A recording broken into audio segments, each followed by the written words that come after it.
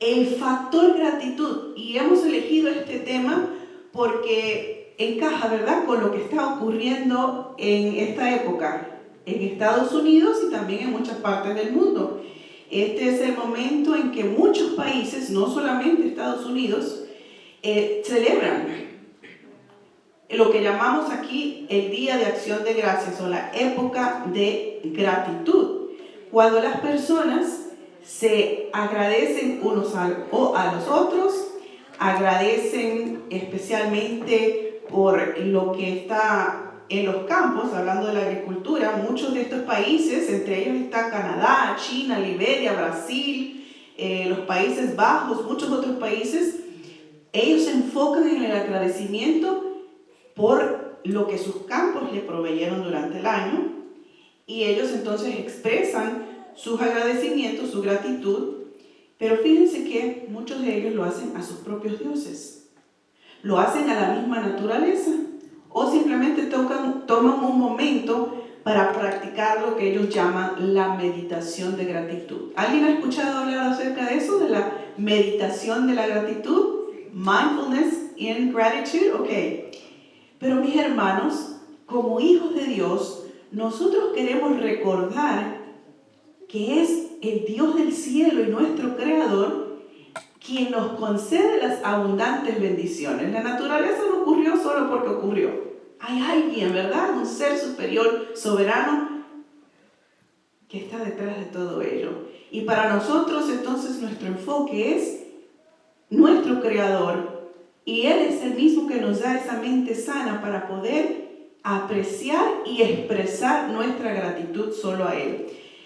Lamentablemente en esta sociedad moderna, el internet está lleno de mucha información, muchas instrucciones y mucha información sobre cómo practicar la gratitud.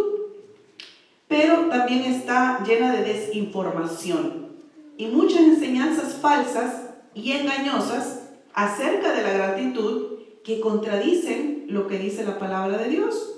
Y nosotros tenemos que estar alertas, hermanos. Tenemos que estar alertas, estar orando para que no seamos engañados por cosas que parecen inofensivas, pero que vienen vestidas como ovejas, pero que en realidad ¿qué son?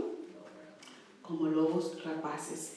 Esos principios que ustedes escuchan, como la hermana mencionó que ha escuchado hablar de eso, que comparten personas que ellos le llaman gurús o profesionales, que parecen inofensivos, nosotros a veces los asociamos con principios bíblicos. Pero esas prácticas al final, a veces no nos damos cuenta si no estamos en oración, esas prácticas nos van a alejar del Dios del cielo, de nuestro proveedor.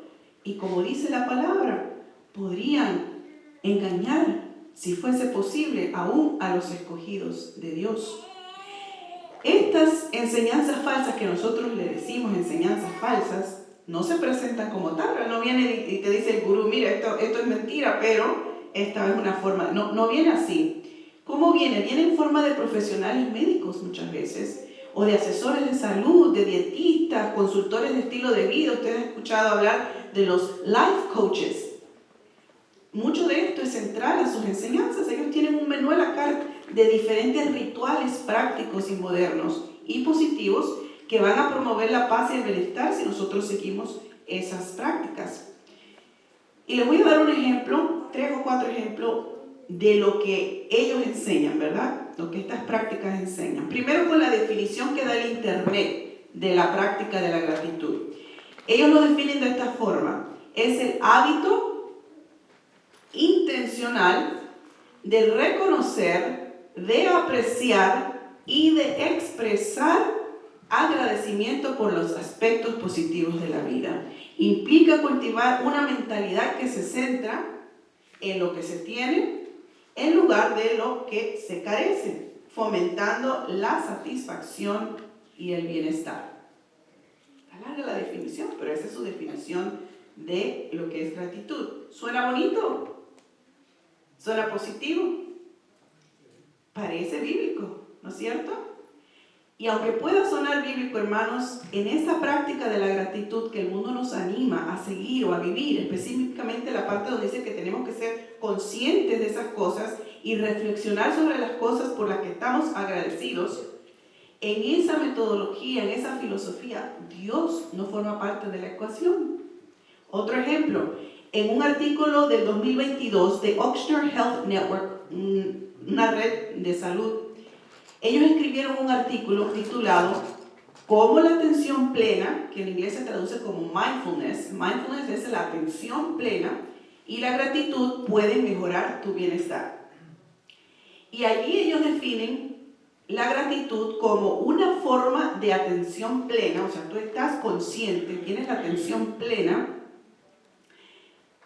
que nos permite, estar presentes con los sentimientos y sensaciones de la bondad en nuestra vida. Y el artículo, el objetivo es recordarle al lector que la gratitud y la atención plena tienen el poder de cambiar nuestras percepciones, nuestras actitudes, nuestros pensamientos y también nuestros sentimientos. Y eso entonces te va a conducir a más alegría en tu vida. Y ellos animan al lector a que practiquen estas prácticas, a que hagan estas prácticas de gratitud y atención plena mediante la respiración intencional, usando los 5 sentidos, escribir en un diario de gratitud y también expresar conscientemente tu gratitud. Y bueno, y el artículo concluye diciendo que estas son algunas de las cosas por las cuales nosotros podemos estar agradecidos. ¿Y qué ponen allí? Tu cuerpo, tu mente, tu hogar, el mundo y todo lo que hay entre medio. Hermanos, ¿suena bonito? ¿Suena positivo? Algunas personas tal vez cambian sus actitudes, pero Dios todavía no es el centro ni el objeto de esas expresiones de gratitud en estas prácticas que ellos nos dan. En cambio, el enfoque está ¿en dónde? En mí, en los sentimientos, en mis sensaciones, en simplemente estar conscientes o darte cuenta de que estás agradecido. Ahí termina. Y aunque la gratitud y la atención plena están relacionadas y son importantes para nosotros, tener una consciente gratitud no es la que produce la alegría, no es la que produce gozo, porque esa alegría, ese gozo proviene ¿de quién? Solamente de Dios. Y Él solamente es el que nos quiere dar esto. Así que podemos nosotros estar presentes con nuestros sentimientos y sensaciones de esa bondad en nuestra vida, pero a menos que nosotros reconozcamos que esa bondad en la vida proviene únicamente de Dios, nuestras expresiones de gratitud solo van a ser temporales. Y el poder de cambiar nuestro ser entero va a ser temporal. Pero si lo dejamos en las manos del Creador, entonces seremos seres completos que respondamos con la verdadera gratitud. Un ejemplo más, para las muchachas jóvenes, las damas tal vez han escuchado de la famosa Marie Kondo. ¿La han escuchado? Tal vez estoy pronunciando mal su nombre, pero ella es muy popular aún. Yo la he escuchado entre las hermanas de las iglesias. Ella es una autora de libros, también una influenciadora. Ella tiene su red social muy grande, tiene hasta una escuela digital o en línea. Ella es de Japón, es japonesa.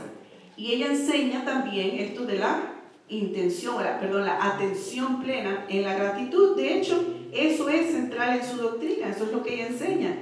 Y en uno de sus programas, donde ella estaba enseñando los conceptos básicos para ordenar una casa, o sea que las hermanas a veces espero que una vez por lo menos al año, limpiamos la casa. Yo estoy en esa fase ahora en casa, sacando, organizando, poniendo bonito para honra, gloria de Jesús, que debe morar en ese lugar, y no se agrada, ¿verdad?, de todas esas cosas extras y desórdenes, pero ella tiene su enseñanza, tiene su escuela, donde te está enseñando, te está dando ideas para organizar tu casa.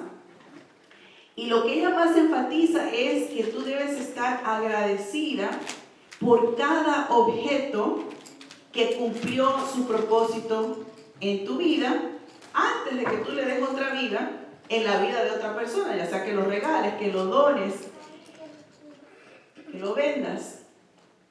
Ella enseña el mismo concepto de atención plena en la gratitud en todos los aspectos de la vida, incluyendo, miren acá, pronunciar palabras de agradecimiento a esas cosas que te brindan comodidad y alegría. No sé si todos captaron lo que eso significa, pero aquí va un ejemplo de una de sus discípulas, porque cuando alguien tiene unas metodologías, unas filosofías y tiene un grupo de seguidores, aunque sea en Facebook, son discípulos. Si usted sigue algún grupo ahí en Facebook, usted es un discípulo de ese grupo. ¿Sí o no? Somos followers, por eso se llaman followers, seguidores, discípulos. Bueno, una de las discípulas de ellas que ha asistido a esa escuela dice que cuando ella se va de su casa para ir al trabajo en la mañana, ella le habla a la casa y le dice: ya volveré, cuídate, te amo. Y cuando regresa a su casa, vuelve y dice: ya volví, gracias por esperarme, eres hermosa. Tal vez nos parece un poco raro, chistoso, esas actitudes. Y tal vez nosotros no hacemos esa parte, pero cuidado que no estemos de todos modos, ¿verdad?, entrando a esas ideas y filosofías. Porque la esencia de la gratitud de esta señora Marie, sí, se centra en la apreciación, en la autoconciencia, en el enfoque positivo de las cosas que necesitamos, o que amamos, o que deseamos.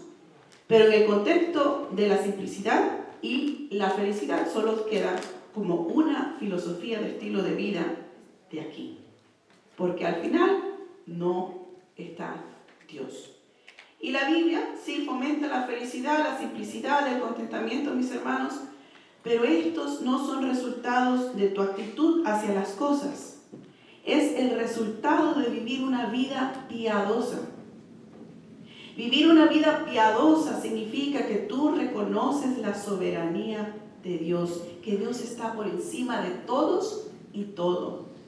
Significa que tú has aceptado el favor de Dios y sus provisiones sin cuestionar lo que Él nos ha retenido.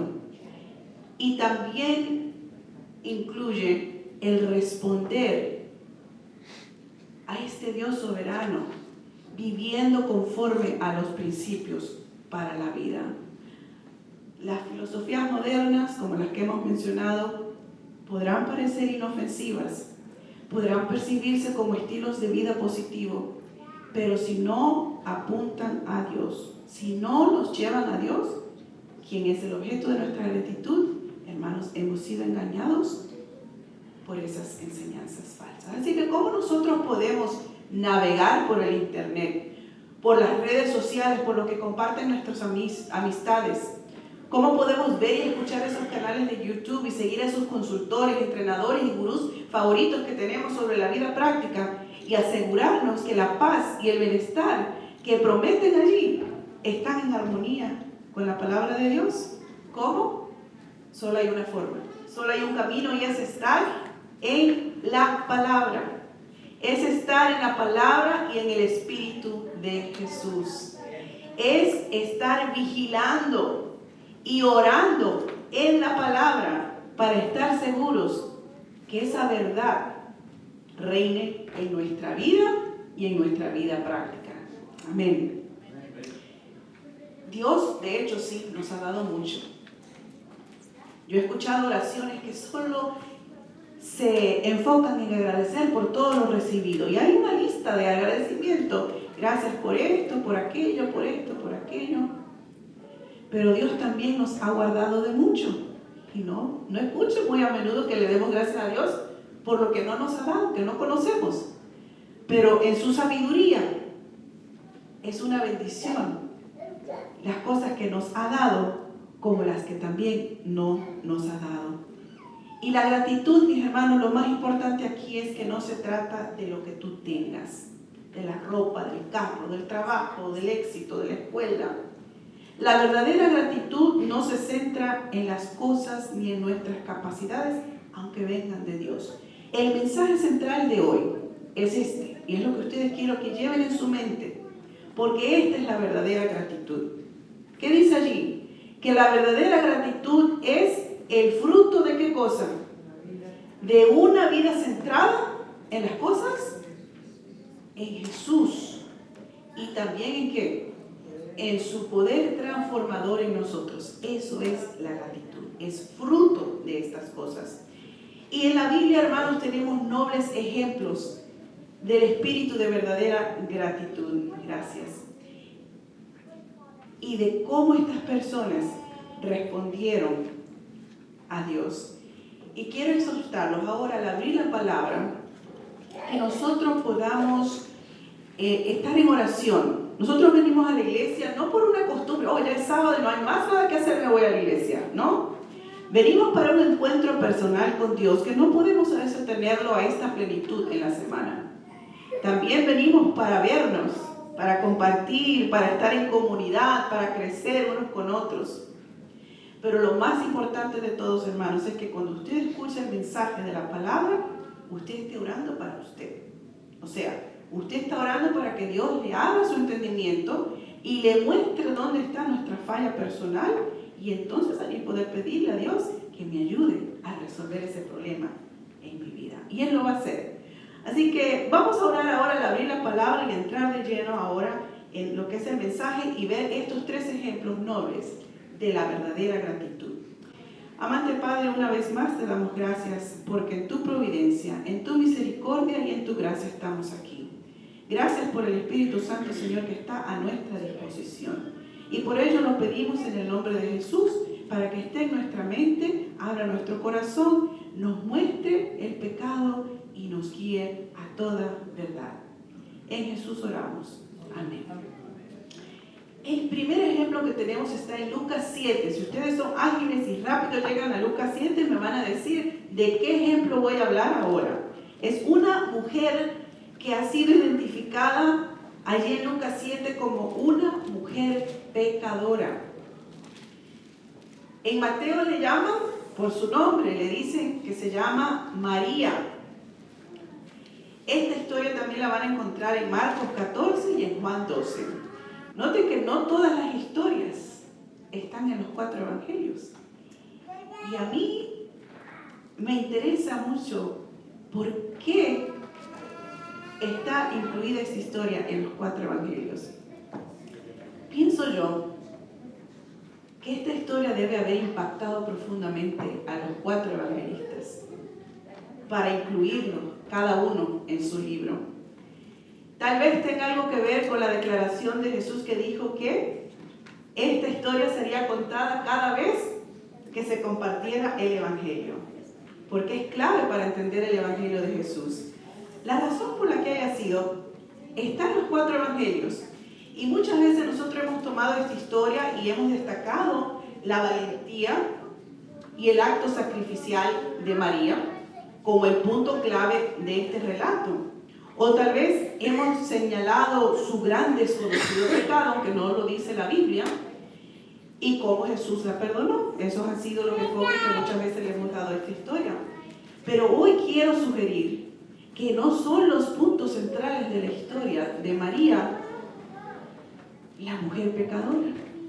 Y en el contexto del agradecimiento, quiero yo proponerles que el mensaje principal de esta historia es la razón por la cual ella expresó públicamente su gratitud a Jesús a pesar de la presión de los que estaban presentes aquel día, que la criticaron, que solo apreciaban el valor de las cosas temporales, que solo apreciaban ese frasco y el aceite que estaba adentro. Ellos expresaron su desaprobación por el mal gasto del salario de un año en Jesús, en lugar de dárselo a los pobres. Ellos pensaron que demostrar su preocupación por los pobres era tan admirable que Jesús los iba a elogiar a ellos e iban a condenar el mal uso de los recursos mundanales por parte de María.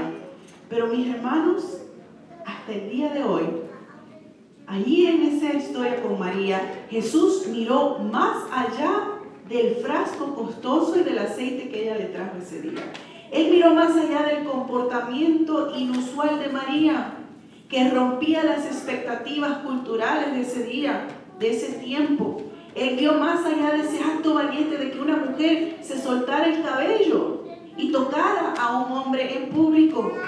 ¿Qué vio Jesús? Vio un corazón humilde, un corazón sincero, un corazón cargado de gratitud porque Él la había perdonado.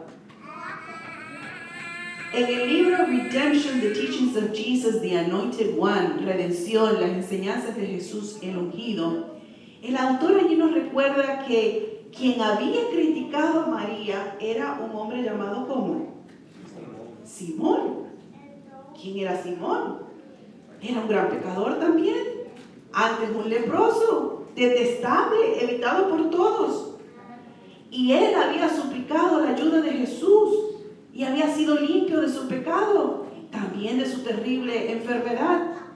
Pero mis hermanos, tras la sanación de Jesús, ojo con esto, él se había vuelto un cristiano autosuficiente y él se exaltaba por encima de María. Él pensaba que hospedar a Jesús en su casa era más admirable que el regalo que María había traído y cuestionaba por qué Jesús siquiera le estaba prestando atención a María. Simón, autosuficiente, y su sentido de obligación a su Salvador era pequeño, mientras que María, que apreciaba el don de misericordia que se le había concedido, estaba llena de gratitud y de amor por Jesús. María no solo tenía una actitud mental, no tenía esa mindfulness que hablamos anteriormente. Ella no pretendía que otros calcularan el precio de su ofrenda ni que la celebraran por su valentía. No. Ella lo que deseaba era atestiguar públicamente su amor por aquel que le había dado los dones más grandes de la vida, hermanos. ¿Cuáles son esos dones? El perdón y una nueva vida. Dos dones que superaban el costo de ese alabastro, porque Jesús dio su vida. Le costó su vida en la cruz perdonarla. Y ella sabía, como nosotros sabemos hoy, tenemos esa certeza, que si solo yo, que si solo usted hubiera sido el pecador en este mundo, Jesús hubiera bajado, hubiera muerto, hubiera dado su vida para perdonarte y darte de nuevo vida eterna. La pregunta de esta historia, para aplicar la historia de María en el contexto de ese corazón cargado de gratitud, es ¿cuánto amamos a Jesús? Es fácil decir yo amo a Jesús, pero a veces son palabras. ¿Cuánto verdaderamente amo a Jesús? Viendo el ejemplo de María en esta historia, ¿hemos sido perdonados mucho como María? Algunos tal vez dicen, pues no, yo no he hecho tan mal como la mujer pecadora. Pero mis hermanos, si nosotros estamos calculando el costo de la vida de Jesús en la cruz por el tamaño de los pecados, pidamos perdón, porque es el costo de la vida de Jesús y de su sangre, independientemente de los pecados y de los tamaños. ¿Cuánto hemos sido perdonados? Mucho, siempre mucho. ¿Cuánto estamos dispuestos a sacrificar por Jesús, así como María sacrificó? ¿Cuántos estamos dispuestos a declarar nuestro amor por Él ante el mundo sin importar las opiniones de la sociedad? ¿Estamos listos para expresar nuestra gratitud por esa gracia transformadora de Cristo en nuestra vida? Vamos a ver un segundo ejemplo. David. Un hombre a quien Dios consideró listo para obedecer su voluntad y lo llamó desde joven para hacer una tarea especial. Durante su temprana formación militar, cuenta la historia allí en 1 Samuel 17 en adelante, que él llegó a ser altamente capacitado y fue exitoso en todos los combates. Y sus victorias en esas batallas lo hicieron ese enfoque de celebración en toda la nación. Pero a la misma vez provocó algo en su suegro, Saúl, el líder militar del país, quien lo llegó a rechazar por sus éxitos. Ese suegro, molesto, se volvió muy inseguro en su posición, fue dominado por los celos, por la ansiedad competitiva y buscó matarlo.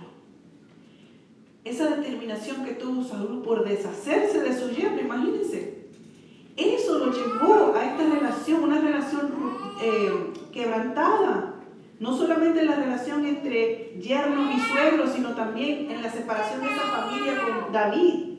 Y más allá la separación del matrimonio de David con la hija de Saúl.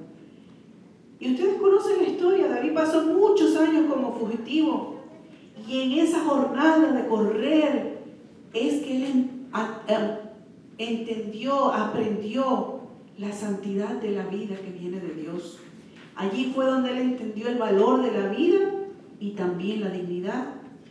No como el hombre la valora, como lo estaba valorando Saúl, sino como Dios valora a la humanidad, colectivamente e individualmente.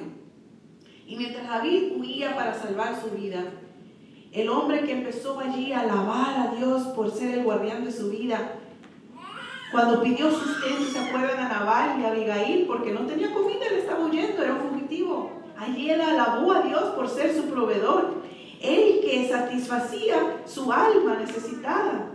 Él escribió todos esos salmos por esas experiencias. Y aunque él no tenía hogar ni palacio mientras corría, él tenía un Dios que lo protegía. Y agradeció a Dios muchas veces. Ustedes lo encuentran ahí en los salmos, como él agradecía a Dios por proveerle cuevas, por proveerle montes que lo protegían del maligno. David es esa persona que a menudo suplicaba a Dios que hiciera justicia así por aquellos enemigos. Pero él nunca dejó de confiar de Dios y de su amor infalible a través de todos esos desafíos y sufrimientos con los que tal vez muchos de nosotros nos podemos identificar. David entendía lo que significaba que Dios estuviera del lado de aquellos que permanecen fieles a Dios. Y a su debido tiempo Saúl fue derrotado en batalla, perdió su vida, perdió la vida con sus hijos allí. Y entonces David se convirtió en el nuevo rey de Israel a quien Dios ya había ungido. ¡Wow! ¡Qué historia más linda!, ¿no es cierto? ¡Qué experiencias! Que lo hayan llevado a escribir esos salmos hermosos que hoy nos traen aliento. Pero hermanos, David era humano. Y años después él permitió que su posición de rey, él permitió que su posición de respeto, que su posición de autoridad generara en él un espíritu de derecho propio, de autosuficiencia. Y a veces nosotros los cristianos estamos muy cerca de ese mal.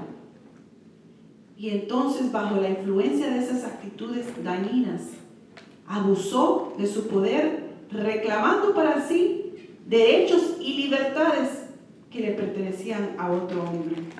Ustedes conocen la historia, porque es la historia en este episodio de la vida de David, donde él se queda en su casa en lugar de ir a la batalla y mira desde su ventana, desde su gran palacio, a una mujer que se baña en su privacidad. Y aprovechando su posición y la oportunidad, ordena que esa mujer vaya a la privacidad de lo que él pensó que iba a quedar como algo secreto. Pero cuando pasó el tiempito y esa mujer le dijo que estaba embarazada, fíjense que David se preocupó más por su propia reputación que por su pecado contra Dios. Es más, él no se daba cuenta que había pecado contra Dios. Ante la dificultad causada por este adulterio, él buscó encubrir el asunto, asesinando al esposo de esta mujer para casarse con ella. ¿No es irónico que el hombre que una vez sufrió persecución como soldado, ahora buscara asesinar a uno de sus propios soldados? Intentando transferir ahora a un inocente la pena de muerte que a él le correspondía. Hermano, David no podía ver la gravedad de sus pecados. Aún más, no podía ver que la codicia, que el adulterio, que el asesinato eran pecados. No pecados contra una ley escrita, eran pecados contra el Dios de esa ley. No lo podía ver. El mismo hombre David, que había enfatizado la importancia de tener manos limpias y corazón puro, que dice la palabra que él se deleitaba en la ley de Dios y meditaba de ella en día y de noche, ahora había caído como un soldado derrotado. Hermanos, pero aún así Dios no se apartó de David. Si alguna vez David fue perseguido, fue ahora. Perseguido por el amor de Dios, perseguido por la gracia de Dios, perseguido a través del profeta Natán, para ayudarle a ver que David no solo había quebrantado una ley, sino que había pecado contra Dios. Ahí en el Salmo 32 usted va a encontrar que David declara que mientras él guardaba silencio acerca de su pecado, mientras nosotros guardamos silencio de nuestros pecados, nuestros huesos se envejecen, nuestra alma se seca. Pero cuando él confesó su pecado, Dios lo rodeó de misericordia y fue bienaventurado al ser perdonado. La oración de arrepentimiento la encontramos en Salmo 51. Y hay una porción muy conocida que es el versículo 10, que todos conocemos, que dice: crea en mí, ¿qué cosa? Oh Dios, un corazón limpio y renueva un espíritu recto dentro de mí. Pero antes de ese versículo hay algo importante, y es el reconocer contra quién nosotros pecamos. Porque el mismo David dijo allí: contra ti solo he pecado. Hasta ese momento él no se daba cuenta, él solo estaba preocupado que había quebrantado la ley ante todo el pueblo. No, pero es que nuestros pecados son contra Dios. Y tras esa jornada de arrepentimiento y confesión y perdón, es que sale este nuevo David. Y es lo que más yo quiero resaltar de esta historia, en este contexto de la gratitud. Porque en el versículo 2 y 13, David le pide a Dios, ya le pidió otras cosas antes, pidió perdón, pidió un nuevo corazón, un nuevo espíritu, pero ahora le dice: restitúyeme, ¿qué cosa? El gozo de tu salvación y sosténme con un espíritu noble. Pero ahí no queda la oración, es lo que viene después. Y entonces, después de que tú restituyas el gozo de la salvación, entonces yo podré hacer ¿qué cosa? Enseñar. Dice: yo enseñaré entonces a los transgresores tus caminos y los pecadores se convertirán a ti.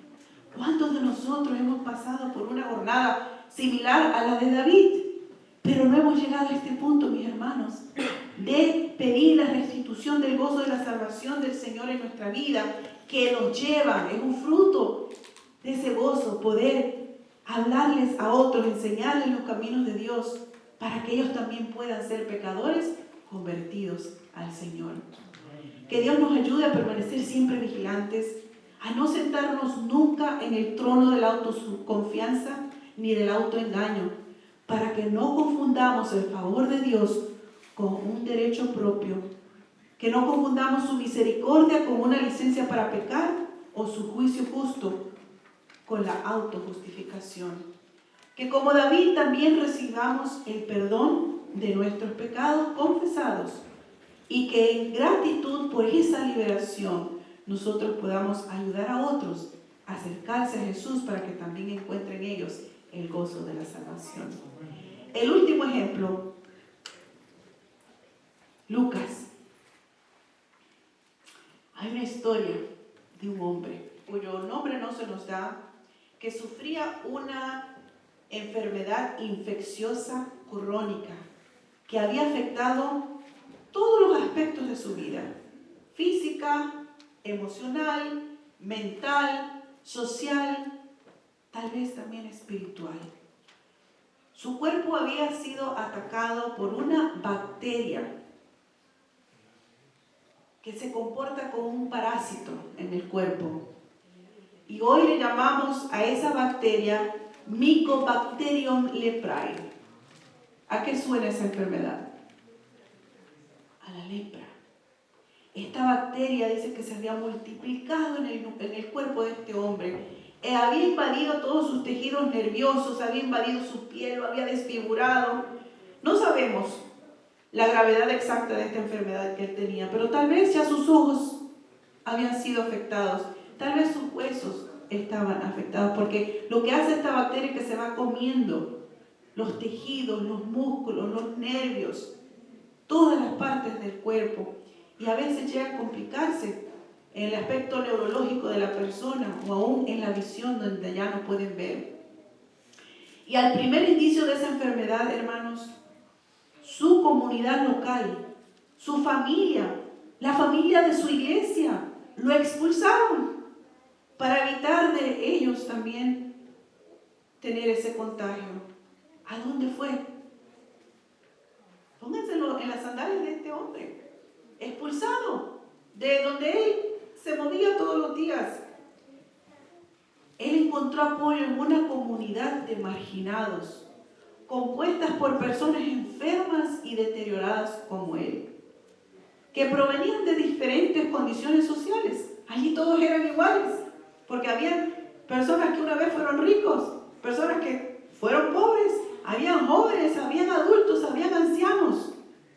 Allí estaban todos, identificándose, apoyándose, porque la ley de ese momento exigía que ellos tenían que vivir juntos, apartados de la sociedad sana. Ellos tenían que vivir allá muchas veces sin ropa, todas desgarradas, porque la gente se olvidaba de ellos. Y ellos tenían por ley que gritar, ¿qué cosa? ¿Qué? ¿Qué gritaban? Inmundo. ¿Cómo gritaban?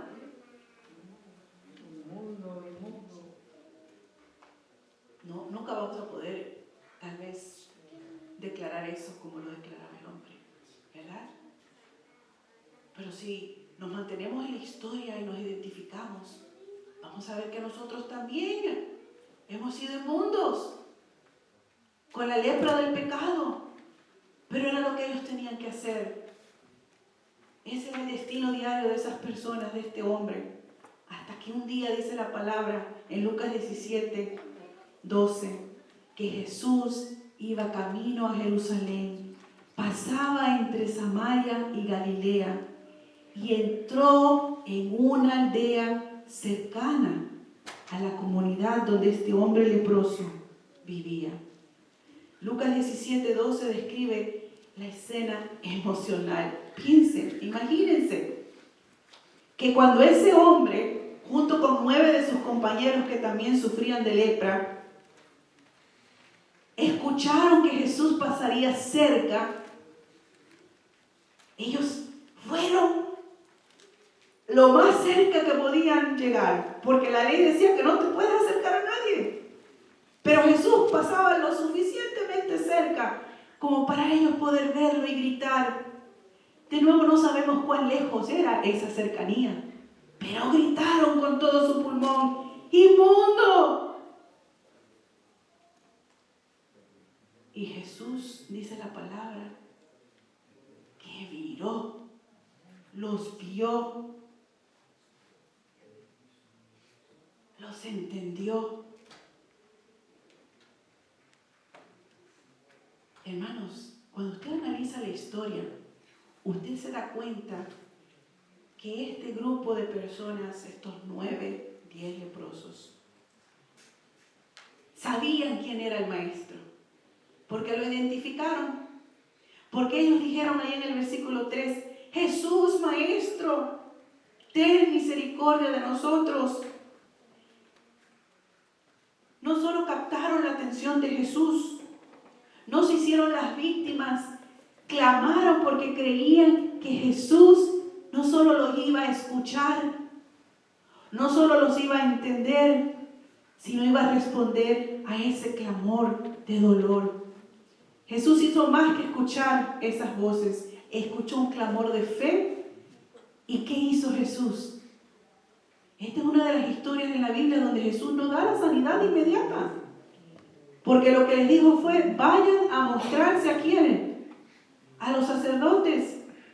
Y ellos entendieron lo que eso significaba, porque las leyes sanitarias decían en ese momento, en ese tiempo, que las personas cuando tenían cualquier sospecha ante una enfermedad que se pareciera aún a la lepra, tenían que ir a los sacerdotes. Los sacerdotes eran los inspectores de salud de esa época y miraban y decían, vamos a hacer unas pruebas médicas, vamos a decir, para ver si eso no. Y eran los sacerdotes que al confirmar los mandaban a aquella sociedad. También eran los sacerdotes a quienes ellos regresaban. Era algo a lo que se exponían los sacerdotes, pero era la tarea, ¿verdad?, a lo que Dios les había asignado. Y ellos entonces eran los que podían declarar que esa persona había sido sana de su lepra. Así que ellos entendían lo que eso significaba. Y dice la palabra en el versículo 14, que cuando Jesús los vio les dijo, id y mostraos a los sacerdotes. Pero miren la segunda parte de ese versículo que es emocionante. Y aconteció que mientras iban, ¿qué ocurrió? Mientras iban, quedaron limpios. Yo me imagino, porque yo soy humana, ellos eran humanos, que esos hombres salieron como despacito, dudosos, salieron rápido, dice, porque sabían lo que eso significaba, porque sabían que había sanación en camino, porque sabían que ese sacerdote los iba a declarar limpios, y mientras iban fueron limpiados. Significa entonces, hermanos, que cuando ellos salieron de la presencia de Jesús, aún seguían, ¿sí?, con la lepra, estaban infectados, y tenemos que pausar y reconocer la fe, porque ellos fueron a los sacerdotes. Ellos clamaron por misericordia al único en quien creían que podía darla. No se quedaron ahí discutiendo a su aparente falta de sanidad inmediata. Obedecieron y fueron. Y la Biblia no nos dice cuántas millas fue. Hasta que entonces Lucas 15 dice, uno de ellos, al ver que había sido sanado, volvió glorificando a Dios a gran voz, con más fuerza que antes. Antes era una fuerza para decir, inmundo, ten misericordia, maestro. Pero ahora no sabemos lo que decía, pero sí sabemos, dice la palabra, que venía glorificando a Dios. Y en el versículo 16 dice que se postró rostro en tierra. Esa es la posición más baja al que puede llegar el ser humano, pero no ante el Salvador. Se puso en tierra a los pies de Jesús, dándole gracias. Solo uno regresó a su maestro y a su sanador. Mientras que los otros 9 seguramente siguieron corriendo para reintegrarse en la sociedad, para abrazar a sus familias, para retomar sus trabajos, participar en lo que antes participaban. Solo uno, mis hermanos, valoró la misericordia de Dios, de Jesús. Solo uno valoró estar en la presencia de Jesús y no dio por sentado la sanidad y la purificación que había recibido de Jesús. Recordó quién lo había hecho completo y regresó para agradecer a Dios por su misericordia y gracia transformadora. Y a esto es que Jesús responde, levántate, vete, porque tu fe te ha salvado. Hermanos, mientras otros tal vez solo recibieron sanación, este leproso recibió sanación y también salvación porque creyó en Jesús. Vamos a cerrar con estas preguntas. ¿Hemos sido sanados? ¿Ha sanado Dios nuestras dolencias físicas, mentales y espirituales? ¿Hemos corrido con emoción a conectarnos con la vida nueva que nos ahora permite hacer tantas cosas nuevamente? Pero no nos hemos acercado al Maestro. ¿Apreciamos más la sanidad que al mismo sanador? ¿O somos verdaderamente agradecidos por ese poder divino de sanidad que nos ha llevado a glorificarlo a gran voz? Hermanos, en las historias de María, de David y de este leproso, la fe y la obediencia, el arrepentimiento y la entrega, el perdón y el amor sacrificial son importantes. Sin embargo, la lección más importante es que el poder transformador de Jesús es lo que produce la verdadera ¿qué? Gratitud. Es la que nos impulsa a glorificarlo y a dar testimonio de su misericordia y su amor por otros. Vuelvo al mensaje principal, que dice que la verdadera gratitud es el fruto de una vida centrada en la persona de Jesús y en su poder transformador en nuestras vidas. que así como María se acercó a Jesús con un corazón lleno de amor y reconocimiento, cargado de gratitud, como David nos enseñó a expresar gratitud verdadera desde lo más profundo de nuestro ser, y como el leproso que regresó nos recordó que agradecer no es opcional, sino una respuesta a la gracia recibida de Dios, que hoy nosotros también podamos reflejar y responder de la misma forma. ¿Cómo ha estado mi corazón? ¿Por qué he estado agradecido? Saquemos las cosas temporales, aún las cosas de necesidades básicas del ser humano, y pongamos todo nuestro enfoque en Jesús, para que nosotros podamos, a través del Espíritu Santo, producir el fruto de la verdadera gratitud, para que nuestra mente se mantenga enfocada en la persona de Jesús hasta que podamos ver a nuestro sanador, a nuestro proveedor y sobre todo a nuestro Redentor por la gracia y el amor de Jesús. Gracias, Padre, porque nos haces ver a través de la naturaleza, de estas historias tan poderosas en tu palabra de vida, que tú eres el Dios soberano, el poderoso proveedor, el autor de nuestra vida y el redentor de nuestro corazón. Gracias por recordarnos, Padre, que tú nos persigues aún en nuestras equivocaciones, y cuando nosotros abrimos nuestro corazón a ti, tú nos transformas, nos limpias, creas un corazón nuevo y renuevas nuestro espíritu, pero también reconstituyes ese gozo de la salvación, que es lo que nos lleva, Padre, a expresar con gozo la gratitud del poder transformador en nuestra vida y a predicar para que otros también puedan recibir el mismo gozo de esta salvación. Padre, en esta época, en esta semana en que el mundo, aunque es una época, una fecha festiva espiritual, que tal vez el mundo ha cambiado, comercial, ayúdanos a mantenernos fieles y enfocados en ti, a que nuestra vista, nuestro corazón, nuestros sentimientos, nuestras percepciones pueda siempre enfocarse en la persona de Jesús y en ese poder divino transformador en nuestra vida. Que sea esto, Padre, lo que nos lleve de este lugar al resto de nuestra vida hasta la eternidad contigo, hasta ese día que podamos vernos contigo, abrazarte como este leproso y decirte: gracias, Jesús. Gracias, Jesús. Gracias. Es en el nombre de Jesús, en ese nombre dulce y poderoso, que pedimos estas cosas y te agradecemos.